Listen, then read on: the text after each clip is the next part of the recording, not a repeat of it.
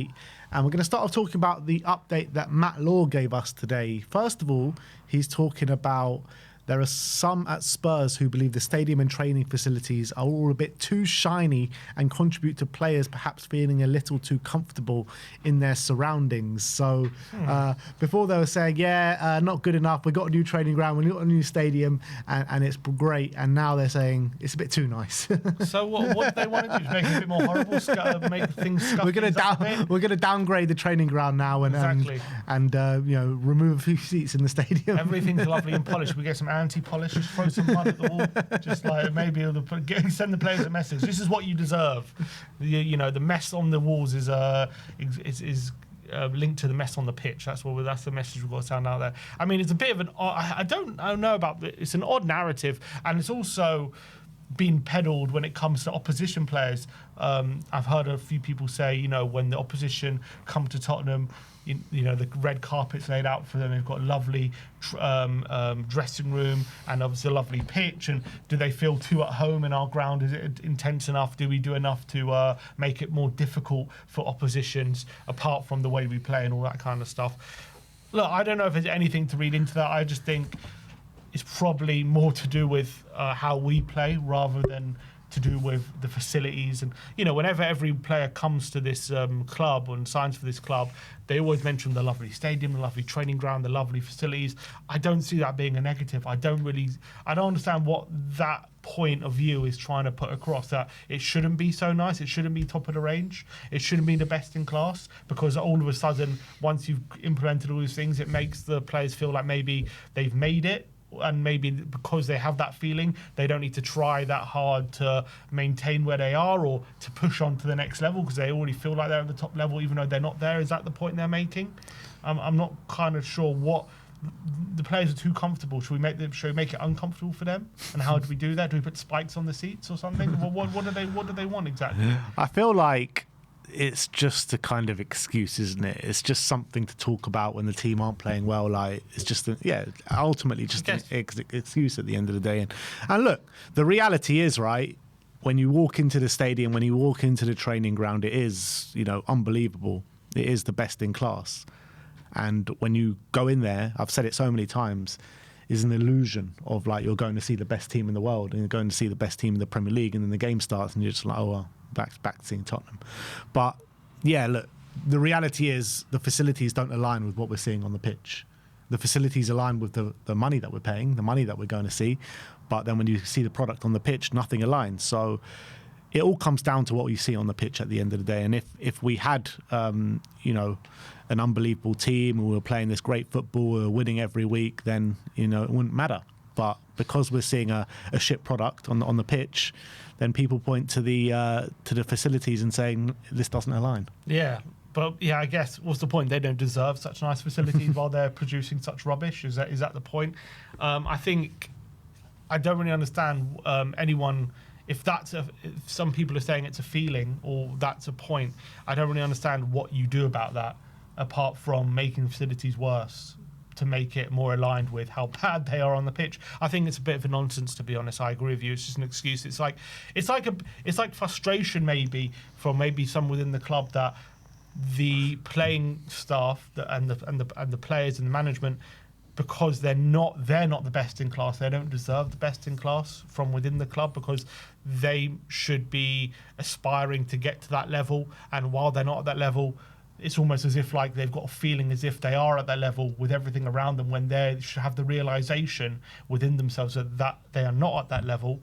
And so, but there's nothing to aspire to because they already have that feeling with the facilities that they are. But I just feel like that's a nonsense. I just feel, of course, the players should be given the best chance to on the pitch to progress, and the best facilities to facilitate that progression. And there's no point talking about the facilities when that's not the problem, let's be honest. Exactly.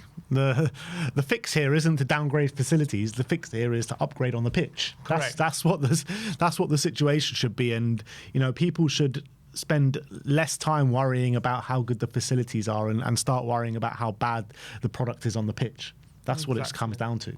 And obviously you should aspire to have the best players to match the facilities, of these absolutely facilities. That's obviously should be the goal. And yeah, like too shiny. I mean, what is that nonsense? It's too shiny, and the players are too comfortable.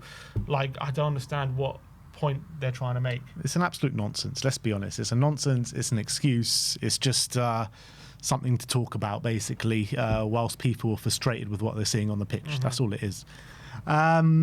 Next, Matt Law said that whilst this weekend's match between Spurs and West Ham has been described as the El Sacico, Thomas Frank has been given no indication that he needs to win to remain in his job at Tottenham Hotspur. I think it is somewhat surprising because I guess you don't want to put too much pressure. I guess you do when you're in such a bad way, but this game surely is massive in terms of the belief the boardroom have with Thomas Frank. You know, West Ham have been nothing short of disgraceful this season. One of the only teams that have been worse than us this season, statistically and in the league position. And if you do lose to this West Ham side where their manager's on the brink of the sack, they've got their best player looking to leave. They're fighting relegation, and they're not even fighting relegation. They're just embroiled in relegation, it seems, at this moment in time. You know, plenty of points from safety. It says a lot if Spurs don't win this game, particularly at home. I know we've already beaten them 3-0 at the London Stadium this season, but if we don't win this weekend, that should really ring massive alarm bells within the boardroom, surely. I was watching a podcast earlier with Jack Pitbrook. He was on Echo Glory, and he was making the suggestion if we were to lose on Saturday, it might be the most toxic we've ever seen it. Do you think that's true? He said he thinks anyway that if we were to lose, he said the Nuno, how toxic it got in that game when we lost 3-0 to United, it would have nothing on what would happen tomorrow if we were to lose. Do you think that's true? I don't know. I think the words he used, are those the exact words he used there? Because I think it might be a bit hyperbolic, but it will get very toxic in there for sure. Like, I'm trying to think is that the most toxic that we've seen it in recent years, the Nuno sacking, or just maybe Nuno you could argue sacked. when we were booing Vicario at Fulham, that was pretty toxic. Yeah, but I wasn't there that day. Yeah, I mean, I think when it comes to the crowd really getting on the team's back and really going for the ownership within a game, probably that United game was the pinnacle of that, you'd probably say, and it pretty much did get him sacked off the back of that, and it prompted big changes after that day. Yeah, I'm trying to think off the top of my head of when it's got that toxic. I think last season, obviously we had some bad defeats. For the Ipswich game and the Leicester game, I wasn't there, so I don't know how bad it actually got in the stadium in terms of toxicity. I don't remember it being. I remember there was more apathy, expectation we're going to lose every week, I guess. Yeah. Right now, there's a bit more anger because we've started a new project, we've gone a new direction, and, we've installed a manager who a lot of people just don't vibe with, I guess, and a lot of people, let's be honest, he's kind of trying to play mid-table football. At least last season there was a realisation within the fans that we are trying to play top-level football, but we were just failing very badly at it. It seems like right now we're trying to play mid-table football and failing at that, it seems. But when it comes to Frank's job, I think it's similar to what we heard last season with Ange during the season. The fact that with every defeat, we were kind of hearing his job's not in jeopardy, he's safe, and they did usually give the caveat, there is an expectation, form has to improve, and all this kind of stuff, which never really happened, and he still kind of stayed. They ended up lost his job in the summer. I kind of feel like maybe we're going to do the same here. I think as well, losing a manager mid-season, there is a acceptance that it's never really a good situation because you go with a interim, and unless you've got a really good outstanding candidate to come in right now for the future, it's never really a good thing to lose a manager mid-season to install an interim. So I think the club as well, going in this new direction and the rebrand, they want to be seen to be giving the manager every opportunity and giving him wanting to back him through some tough times. I'm guessing that's what they're trying to do. But yeah, I think they are going to probably just keep him around till the end of the season. I think that's the plan. And look, but unless, you never know, football is a very emotional game and things can change. Let's say we have however unlikely it is, let's say we have a heavy defeat tomorrow. Does all of a sudden, do they start to really panic and go, okay, well, let's just change it? Yeah, surely it's not possible to have a heavy defeat tomorrow. I'm saying surely however unlikely it is, which I'm not sitting here saying that's going to happen. I'm saying if it were to happen tomorrow, would that change that stance they're talking about? I just think if we, never mind a heavy defeat, if we lose tomorrow, an emotional decision could come from it. And when we're talking about toxicity within the fan base and in stadiums, like, I've genuinely felt when I've gone to games this season that fans have more or less been behind the team, particularly away from home, during the games, and then after the games, the kind of negativity breeds out with the boos and everything like that. And even in the home games, I felt that, but I felt it was actually more toxic at times last season, definitely before maybe the Europa League run started to kick in. I just felt fans was just even more frustrated, and I think it's turned into more kind of apathy and a sense of not caring that much during games and just trying to support the team through it. I've known more toxic times, definitely, when George Graham was our manager and Alan Sugar was our chairman. I mean, maybe I was just younger at the time and I noticed it more, and it kind of, I felt it a bit more back then. But constant chance of George Graham out, constant chance of Alan Sugar out. You're not hearing anything to that sort of level at this moment in time. But if we do go and lose to West Ham, just because it's against West Ham as well, and what West Ham are showing this season, yeah, at the end of the game, it's going to be a very bad situation for the club. Yeah, I think already a lot of the fan base are happy to make a change if in terms of, I don't think anyone really cares if Frank's in a job right now in terms of that sense. But I think if we were to lose tomorrow, I think the clamour for Tottenham to sack him will obviously be at the greatest it's ever been, I would say. I feel like the feeling within the fan base isn't just like, do you want him in, do you want him out? There's just like, oh, he's still here then, all right. Yeah, basically. You know what I mean? That's what it's like. And it's just like, oh, surely after this game, if he loses, they're going to sack him, right? We lose, he doesn't get sacked, and then the whole thing repeats the next game, and then the fans, sing their hearts out, particularly at away games during the game, and then they boo at the end of the game, and then it's a whole cycle repeated every game. That's what it feels like. It feels like we're a fan base just waiting for a manager to be sacked, but don't really care if he's sacked or not. Yeah, I guess. And now you have Arsenal fans chanting about him as well. That's adding fuel to the fire. That's never great when they've got a chant going about our current manager. So look, in terms of the actual report, it doesn't. Obviously, I think that's got to be the message from the hierarchy. If they're not going to sack him, that has to be the message, doesn't it? Yeah. So I think that's what they're trying to portray. But in football, things can change very, very quickly, and I wouldn't be surprised if there is a defeat tomorrow and they do make a snap decision. We can't lose tomorrow, man. No, I don't think they will. I think the new signing through the door, that should give everyone a bit of a lift, a bit of a boost. He's obviously going to get a big cheer before the game and everything like that. So let's hope that makes a good impact. Yeah, I hope so. In terms of the transfer, what the plans are for the rest of the transfer window, Thomas Frank would like to sign an attacking player who can play off the left if possible this month. And I'm looking at that, and we've had plenty of conversations about this, and I'm like thinking, we don't have a fit right winger right now. Kudus is out for the next 2 months at a minimum. Brennan's gone. We got Odebear who can play there, but that's not his natural position. On the left, we've got Tell. We've got Odebear, which is his natural position. We've got Javi who can fill in there. Surely the right wing is more of a priority for Spurs right now. I would say so, for sure. Unless they are willing to let Tell go on loan. That is the situation. Even if so, you need I think a right wing is probably more vital, because at least even if you let Tell go on loan, you still have Odebear can play there. You got Javi can go over to the left with like Gallagher in the 10. Like, you have some options. At the moment, we literally don't have. Like, you've got Odebear, who's not really a right winger, playing there at the moment. Bergvall had to fill in there against Bournemouth before getting injured.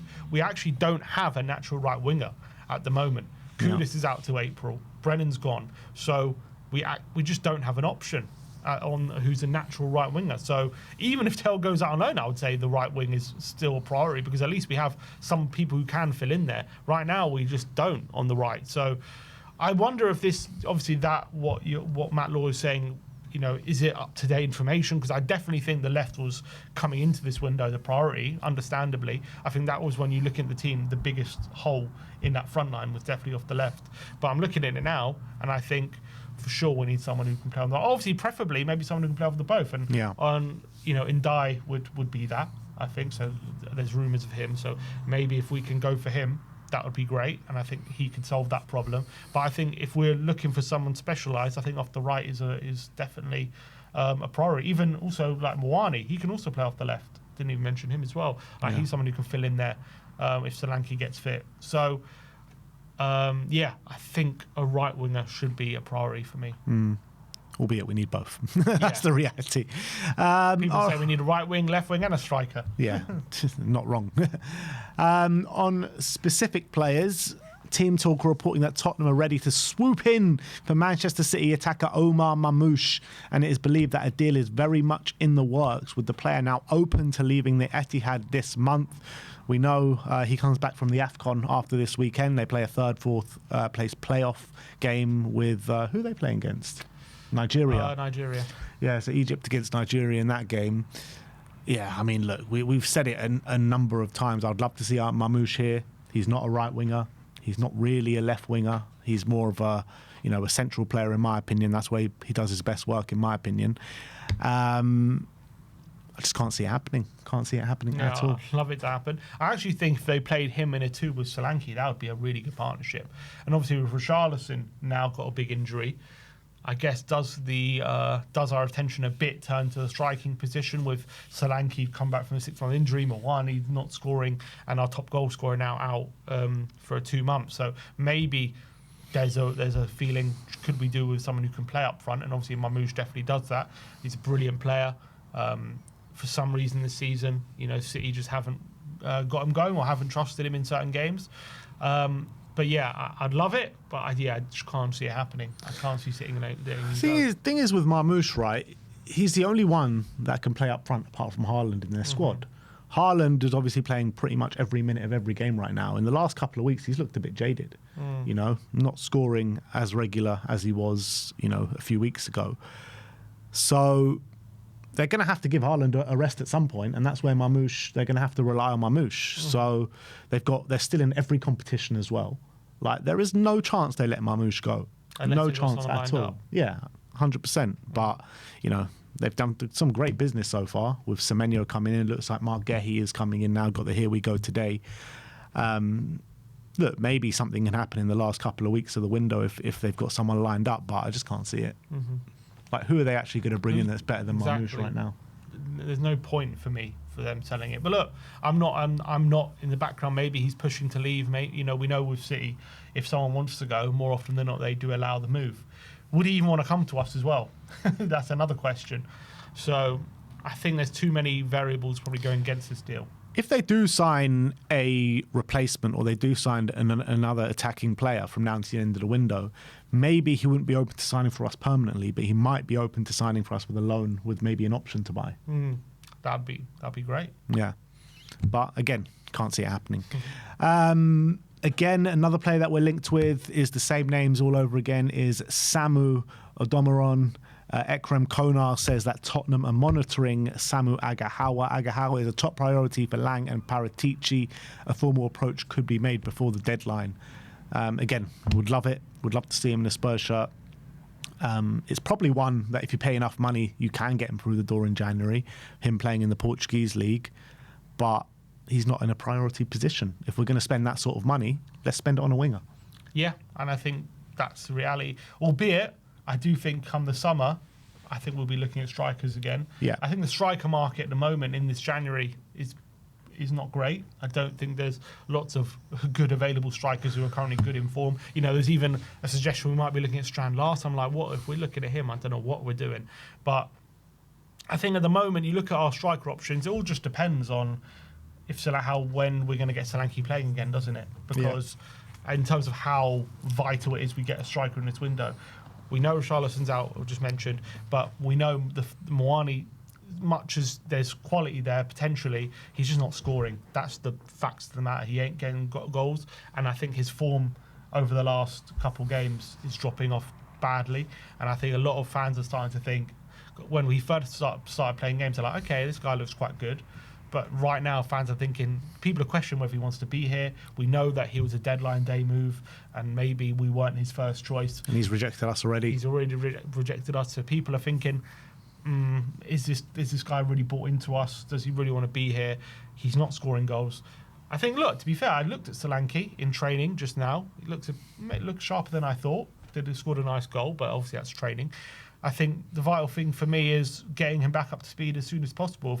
If we can say before the end of January he's going to be starting for us, then I think maybe no point signing one right now and best wait to the summer. But if it's going to be a whole long process, maybe we do really have to look at that position right now. Yeah.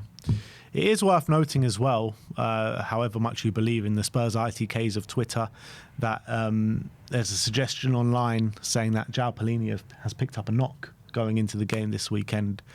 So if that is the case, Bentancur down, Palhinha potentially injured.